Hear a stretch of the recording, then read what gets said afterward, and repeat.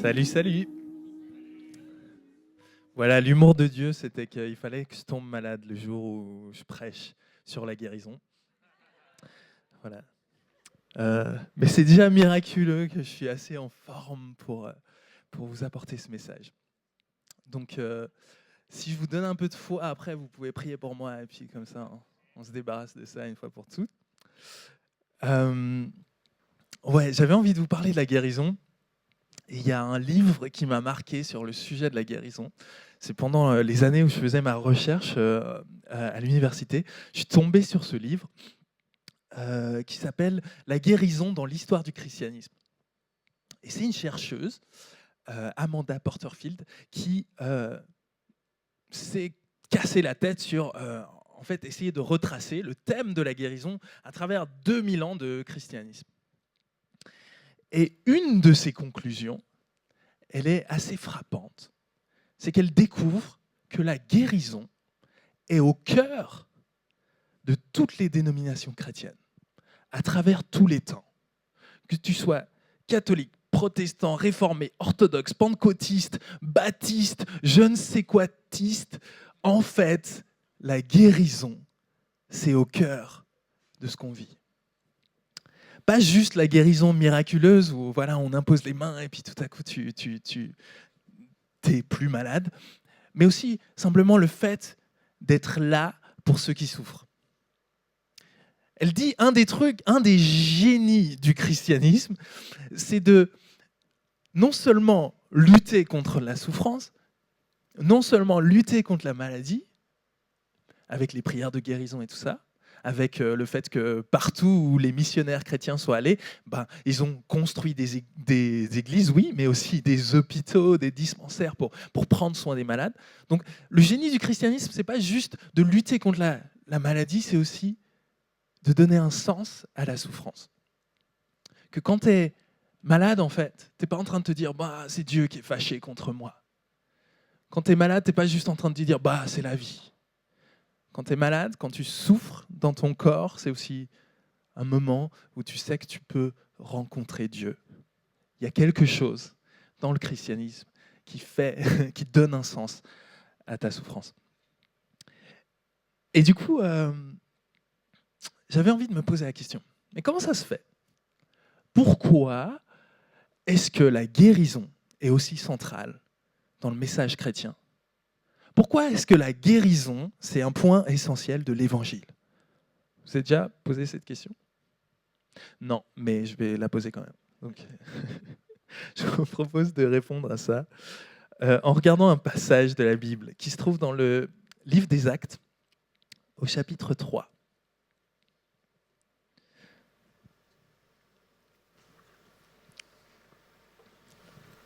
Alors, je vais vous faire la lecture. Acte 3. Pierre et Jean montaient au temple à l'heure de la prière, la 9e heure. Or, on portait un homme, infirme de naissance, qui était placé tous les jours à la porte du temple, appelé la Belle. On le plaçait là pour demander un acte de compassion à ceux qui entraient dans le temple. Voyant Pierre et Jean, qui allaient entrer dans le temple, il se mit à demander un acte de compassion. Pierre, avec Jean, le fixa et il dit « Regarde-nous ».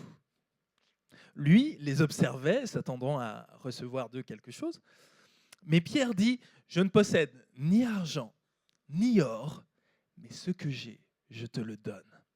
Par le nom de Jésus-Christ, le Nazaréen, lève-toi et marche. » Le saisissant par la main droite, il le fit lever. À l'instant même, ses pieds et ses chevilles devinrent fermes. D'un bond, il fut debout et se mit à marcher. Il entra avec eux dans le temple, marchant, sautant et louant Dieu. Tout le peuple le vit marcher et louer Dieu. On le reconnaissait. Mais oui, c'était lui qui était assis à la belle porte du temple pour demander des actes de compassion. Les gens furent remplis d'émoi et de stupéfaction au sujet de ce qui lui était arrivé.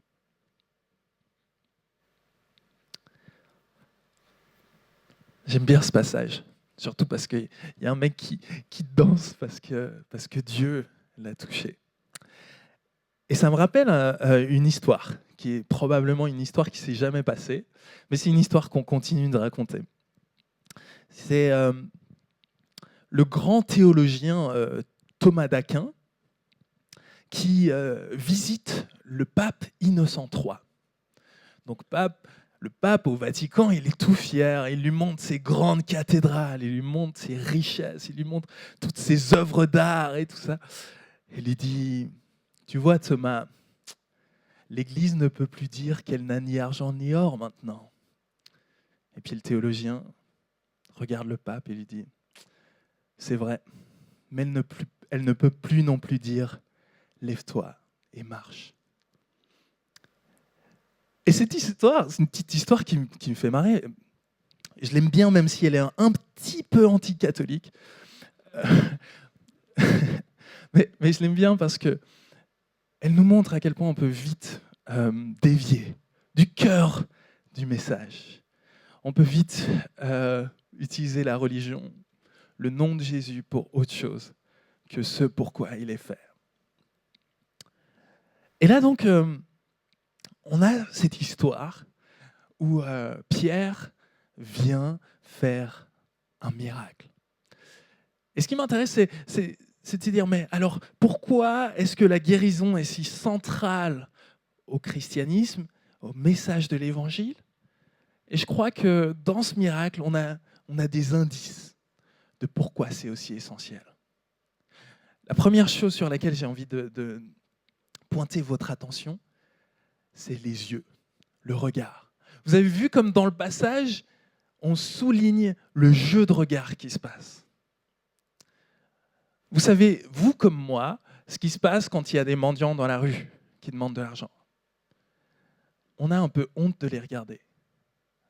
On ne sait pas pourquoi on se sent un peu coupable, alors on ne regarde pas trop. Et c'est assez réciproque. Il y a aussi une honte. Quand on demande, c'est dur de regarder dans les yeux. Mais qu'est-ce qui se passe dans ce passage-là? C'est exactement l'inverse. On a Pierre qui regarde le mec et dit « Toi, regarde-moi. Toi, regarde-moi. » Il y a un jeu de regard. Et du coup, il l'observe en se disant bah, « Il va me donner quelque chose. » Et en fait, ce jeu de regard-là, il nous dit beaucoup, beaucoup sur ce qui est en train de se passer. Vous savez, dans le Nouveau Testament, dans la Bible, il y a un truc sur Jésus qui devrait tous nous marquer. Si tu lis les évangiles, tu es obligé à un moment donné de réaliser ça. C'est que Jésus, il a le regard le plus perçant de l'histoire de la littérature. Jésus, il a un regard qui traverse le cœur, qui traverse les apparences. Jésus, c'est celui qui se balade dans une foule, qui lève les yeux sur la foule, mais il ne voit pas juste un amas de gens, il voit des personnes. Jésus se balade et il croise le regard d'une personne et il la fait exister, cette personne. Jésus guérit avec un simple regard. Il te voit, il sait que tu existes et il t'aime. Vous savez, depuis qu'on est sorti du sein de notre mère, on a envie d'être regardé. C'est un truc de malade. Vous regardez les bébés, les nouveau-nés, ils cherchent le regard, la reconnaissance. Eh bien, Jésus, il se baladait avec un regard qui te rejoignait, qui te faisait exister. Jésus, c'est celui qui a cette compassion-là. Il voit ta souffrance. Il voit ta honte. Tu peux être la prostituée du coin et il te regarde et tu existes. Tu peux être, je sais pas, le grand rabbin, le grand prêcheur. Ou alors tu peux être le collecteur d'impôts, le grand pécheur. Et Jésus te voit et il connaît ta souffrance et il est avec toi. Il t'aime. La première chose qu'on voit du coup dans ce passage, c'est la compassion. Ce qui motive la guérison. Ce qui fait que la guérison, c'est au centre de notre message en tant qu'Église, c'est la compassion. La compassion de Jésus, l'amour de Jésus qui te voit, qui voit ta souffrance, qui veut prendre soin de toi. Tu n'es pas juste un numéro. Ton Créateur veut prendre soin de toi et te voir. Et Pierre et Jean, ils sont habités par l'amour de Jésus. Ils font comme leur maître et ils imitent sa manière de regarder les gens. Et l'Église aujourd'hui est appelée à faire comme son maître, à être possédée, habitée par cet amour-là et à regarder avec compassion ceux qui souffrent. Un deuxième truc qu'on peut voir, c'est la compassion, si elle n'est pas accompagnée de la puissance, c'est juste la compassion. Ce n'est pas encore la guérison. Et Pierre, là, il va taper dans les ressources du royaume de Dieu. Il dit, moi, j'ai ni argent ni or. Autrement dit, j'ai pas de levier politique, j'ai pas de levier culturel, j'ai pas les finances, j'ai pas les choses qui peuvent te permettre d'aller mieux humainement. Je suis pas un marabout qui va te demander de l'argent pour te guérir. Je suis pas dans le reiki et le magnétisme et je ne sais quoi. C'est ces choses qui fonctionnent avec l'argent, qui fonctionnent peut-être de manière cachée, qui fonctionnent avec une autorité. La puissance, elle est cachée, c'est dans le secret. Non, c'est pas cette puissance-là. C'est pas la puissance de ceux qui sont initiés. Moi, j'ai eu l'initiation du grand maître. Non, je n'ai ni argent ni or. C'est pas ce type de puissance qu'il y a dans l'Évangile. C'est une puissance qui est à la portée de tous. C'est la puissance du nom de Jésus. Il dit, au nom de Jésus, lève-toi et marche. Au nom de Jésus. Et peut-être que pour nous, c'est un peu bizarre de se dire, c'est quoi au nom de Jésus ? C'est pas une formule magique. C'est pas juste un abracadabra version chrétienne. Au nom de Jésus. Vous voyez, il y a un pasteur que j'entendais qui utilisait cet exemple. Il disait, imagine tu as deux enfants qui sont un peu en train de se disputer, puis tu as un enfant qui s'enferme dans une chambre. Et l'autre enfant, il veut rentrer, donc il tape, il dit, ouvre, ouvre, ouvre. L'autre côté, non. Ouvre, non. Qu'est-ce qui va faire ouvrir cette porte ? Ouvre ! Non. En fait, il y a un mot magique qui peut faire ouvrir cette porte. C'est pas abracadabra. C'est pas, même si on voudrait, nous les parents, on voudrait que ce soit ça, c'est pas s'il te plaît. C'est même pas au nom de Jésus, malheureusement. C'est papa a dit ouvre la porte. Hein, vous savez que là, après ça fait au nom de Jésus, c'est ce qu'on prononce quand on sait qu'on a été envoyé par le Père Céleste. Au nom de Jésus, ça veut dire que quelqu'un m'a envoyé avec cette autorité, avec cette mission-là. Alors maintenant, j'ordonne par le nom de celui qui a l'autorité sur cette situation. Je commande que la porte s'ouvre, que la guérison advienne. En fait, vous voyez dans ce passage, Pierre dit « lève-toi et marche ». Il est en train d'emprunter les mots que Jésus a utilisés dans Luc 5 pour dire la guérison d'un autre. Il est en train d'imiter son maître. Mais il fait plus qu'imiter son maître, parce qu'il ne dit pas juste « lève-toi et marche », il dit « lève-toi et marche au nom de Jésus ». En fait, il a compris ce qu'il est en train de faire. Il est en train de continuer le ministère que Jésus a commencé. Il est en train de continuer sur cette terre ce que Jésus a commencé quand lui, il était sur cette terre. Et en fait, c'est ça la mission de l'Église aujourd'hui et maintenant, c'est de continuer à faire ce que Jésus faisait il y a 2000 ans. On continue. Vous vous rappelez ce que Jésus faisait ?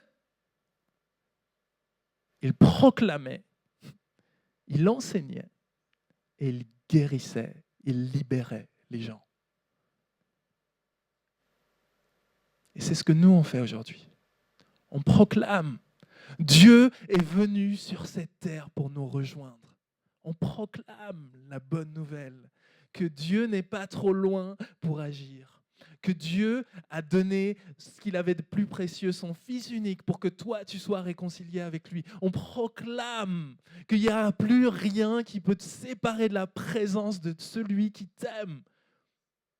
On proclame que même tes péchés, même tes fautes, même ta honte, même ta culpabilité ne peuvent pas te séparer de Dieu. On proclame ça. Mais on proclame plus. On dit, même ta maladie,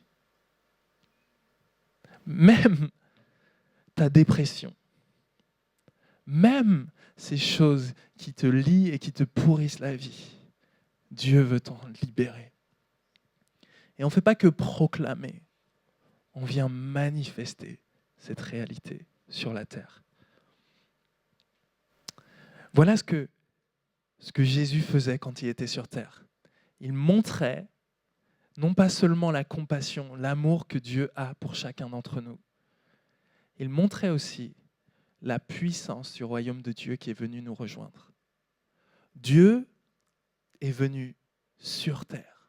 Vous voyez, le royaume de Dieu, c'est un concept qui est difficile à saisir, mais on peut le résumer comme ça. Le royaume de Dieu, c'est le rêve que Dieu a pour sa création. Le rêve que Dieu a pour sa création. Ce qu'il rêve pour toi et pour moi, c'est qu'il n'y ait plus de mort, plus de maladies, plus d'accidents comme ça, qu'il y ait plus de péché, plus de trahison, plus de faute, plus de souffrance. Ça, c'est le rêve de Dieu. Et un jour, par la grâce de Jésus-Christ, ça va arriver. On va ressusciter. On va voir la vie en abondance pour l'éternité. Mais avant ça, avant le moment où on ressuscite, avant le moment où il n'y a plus aucune larme qui coulera de nos yeux, on a déjà accès à quelque chose. On a déjà accès à la réconciliation. On a déjà accès au pardon. On a déjà accès à la guérison de nos corps et de nos cœurs. Voilà ce que Jésus amène sur cette terre. Voilà la puissance du royaume de Dieu qui est à notre portée. C'est que le rêve de Dieu s'accomplisse pour ta vie. Donc voilà, on va prendre un temps de communion. Et après ça, on va prendre un temps où on pourra prier les uns pour les autres. Pour qu'on puisse voir le rêve de Dieu s'accomplir dans nos vies. Pour qu'on puisse voir la guérison qui nous atteint. Donc, j'ai envie de vous rappeler en quelques mots ce qu'on fait quand on prend la communion. La communion, c'est une manière de dire « Oui, Seigneur, j'ai envie de participer à ton rêve. Oui, Seigneur, je dépose mes fautes. Je dépose ma honte. Je dépose les choses qui, je pense, pouvaient me séparer de toi. Et j'accepte que rien n'a plus le droit de me séparer de ton amour. » La communion, c'est un moment où on peut manger et boire le corps de Jésus. On peut recevoir en nous ce qui nous restaure. On a besoin de ça. Tu as besoin de ça. J'ai besoin de ça. Alors venez ensemble, on va vivre ce repas. Tu peux m'amener les éléments ? Merci. C'est ce que Jésus a fait avec ses disciples. La dernière fois, il a mangé avec eux, il leur a dit « Tenez, prenez et mangez, ceci est mon corps qui est brisé pour vous. » Parce que le corps de Jésus a été brisé pour que le tien puisse être restauré. Et après le repas, il fait la même chose avec la coupe. Il leur présente la coupe, il dit « Voici la coupe de la nouvelle alliance en mon sang. Faites ceci en mémoire de moi. » Jésus a versé son sang pour te purifier, pour te laver de tes fautes, pour que toi, tu puisses être réconcilié avec Dieu. Alors, je vais prier pour ce moment et puis ensuite, on pourra tous aller à gauche et à droite pour prendre cette communion. Seigneur Dieu, merci pour ton corps qui a été donné, ton sang qui a été versé. Ton, ton corps, il a été brisé pour nous, Seigneur. Et on veut recevoir ce que tu as pour nous aujourd'hui, ce matin. Ne nous laisse pas passer à côté de ce que tu as pour nous ce matin. Je te prie que quand on mange avec foi et on reçoive ce que tu nous donnes. Amen.